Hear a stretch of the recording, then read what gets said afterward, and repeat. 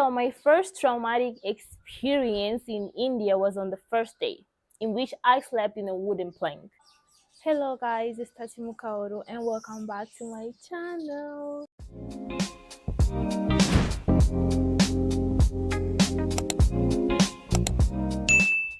So in this video, I'll be sharing my experience in India. First of all, how did I go to India? My experience there, my first impression of India, and the challenges I faced there and how I overcame those challenges. So I was looking for scholarships. I didn't had a specific country I wanted to go, but I just knew I want to get a scholarship and I want to do my bachelor degree outside. So I started looking, but it was late for me because I wanted to apply for Europe, but it was late for me. All the programs were already closed, and the one that was left that I could still apply in time was for India. So that's what I did. I went to the site, in which I'm going to leave the link below at the description. I went to the site, I read all the terms and conditions, everything that will make me eligible for the program, and then I started getting documents ready. They basically need your certificate from grade 10, grade 12, grade 10 and grade 12. You need to pass with a minimum mark of 12 for Mozambique, and you need a passport, of course. You need to get a passport, and you also need a transcript of those documents, like your degree from grade 10 and grade 12, because in Mozambique, if you didn't knew, we speak Portuguese. I think you can get from my accent. So I applied to get a scholarship through IB. In Portuguese, it's like Instituto de Bolsas de Estudo. It's basically a program, institution, I would say, from the government, in which they give a lot of scholarship programs, around 30, 33 to 50 scholarships per year. And you can apply going through the site, the government site, or you can apply using directly the site from India. So the scholarship program is a fully funded program in which they pay for all your expenses, the flight to go over there, the returning flight, they pay for your college fees, hostel. If you decide to live outside the hostel, they'll still give you extra money besides your monthly allowance, so you can pay for the house depending on which city you are. So this question that a lot of people have asked me, how did you go to India? Why you chose India? Basically, I didn't choose. That was the only option I had, but I don't regret it because it was amazing being in India. I learned a lot of things. I grew up a lot, like mentally, emotionally. So it was actually very good being there. Wait, I've been talking a lot and I didn't ask you guys. Please subscribe. You're not subscribing to my channel. How are you gonna support your girl if you don't subscribe? So please subscribe, please like and comment. Leave a lot of comments below. My first impression of India. The first thing I noticed when I stepped out of the plane, it's hot.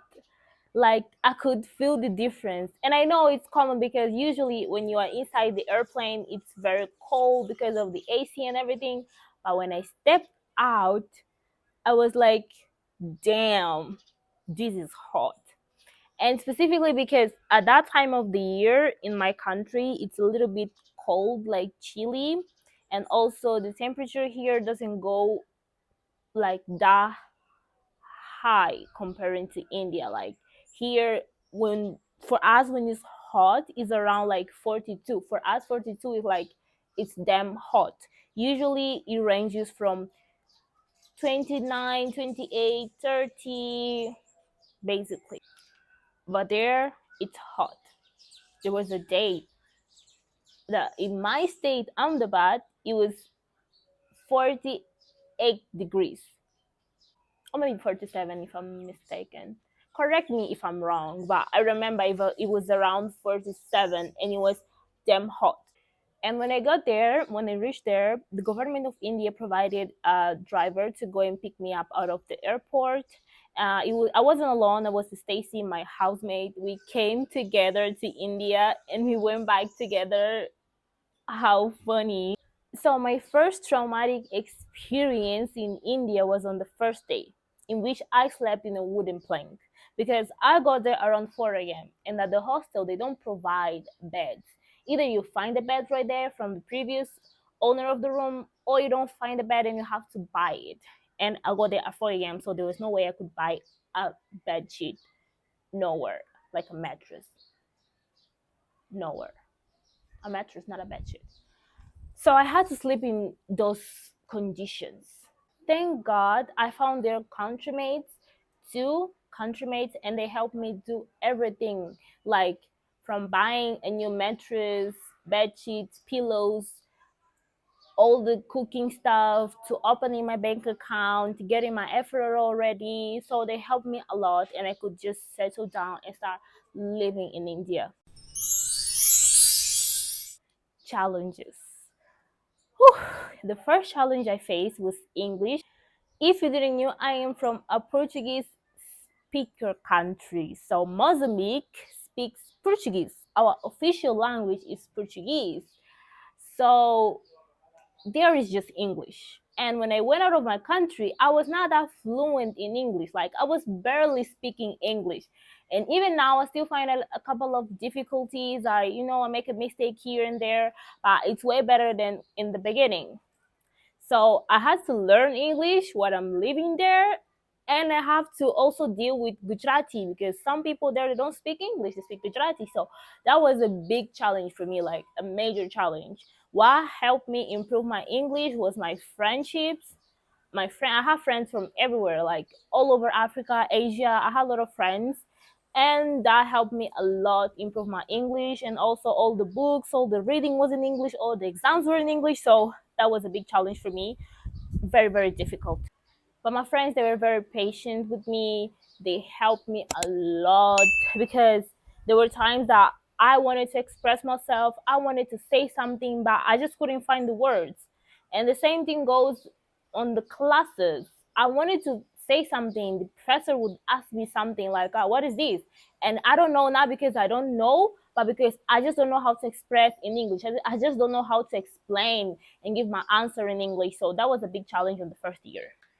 Second challenge was the food. I know this is cliche. I know everyone complains about food in India, about spice, but I have to be realistic. And I'm telling you guys my experience, my point of view. I struggled a lot with food because I couldn't bear a minimum spice, like a small, tiny spice. I would be hot, hot, hot, hot, looking for milk. So the food, it got me. But now I love Indian food. I love it. I'm non-vegetarian. I eat meat, but I enjoy the veg food, the veg cuisine. I love the non-veg cuisine. I eat everything. Amazing. And I love it. The third challenge was getting used to the people there. Okay, this is going to be a little bit controversial because I'm not here to talk bad about India or people there, but I did struggle a little bit. Let me explain. So I was a kid. I was 18 years old, you know, and I moved to another part of the world, another country. I was used to living with my parents, and they deal with everything. They solve the problems, but there I was the one who was supposed to be responsible and take care of me and deal with people. And not everyone is good to you. I am lucky. I was lucky to find very good people that helped me from the time I put my step in India until the moment I went out. I found amazing people. Like I have friendships that I'm going to take, I'm going to take through my life, because I love them. They are my family now. But I do struggle a lot with, you know, races and I struggle a lot just talking to people, communicating, explaining my rights. Like I felt like a lot of people went to my personal space. A lot of people yeah, like I don't know how to put in words, but it was very difficult dealing in different situations, like at the house, with my owners, with my neighbors, with the people on the street, at college. I felt lonely, almost depressed.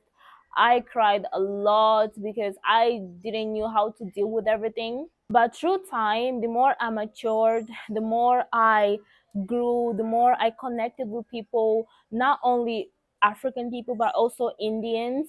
They teach me how to deal with these people because I was not the only one going through all of this. All my other friends, Africans or non-Africans, they also go through these things because we are all students. We all went out of our houses to this place. It's a different place. We are alone. So we just bonded as students, as family. And from there, it was much easier dealing with people. I was more relaxed. I was more chilled. I wouldn't stress myself so much thinking about stuff. There was a time I went to the hospital just for stressing out. So I learned how to live. I learned that I'm gonna deal with different type of people in this world. And thank God I found good people there. And Ahmedabad is a very welcoming city. Like Ahmedabad is a city from the state of Gujarat, and they're very welcoming. They're very warm. It's a very secure state, in terms of safety, not getting robbed and other stuff. So in my point of view, I felt safe there. Basically, this was my experience in India, and these are the three major challenges I faced. And the first ones, like the one I found like in the beginning, like in the first semester, but there's a lot of stuff that happened when I was there. I'm sorry that I'm looking everywhere. It's because I'm literally recording like there's a street here. So sometimes I just look myself like looking everywhere, but not the camera. I'm gonna try to change this. So basically, this is my experience in India, and I'm happy because I made a lot of friends. I learned a lot. I grew a lot. And I could go again to India. Like, if I had opportunity, I'll go back. I'll see my friends. If I have opportunity to work there, if it's good for me, I'll definitely go. So thank you for watching this video. Thank you, all my Indian friends, all the Indians that support me and follow me and, are here always hyping me up. Thank you so much. I love you guys. I love your culture.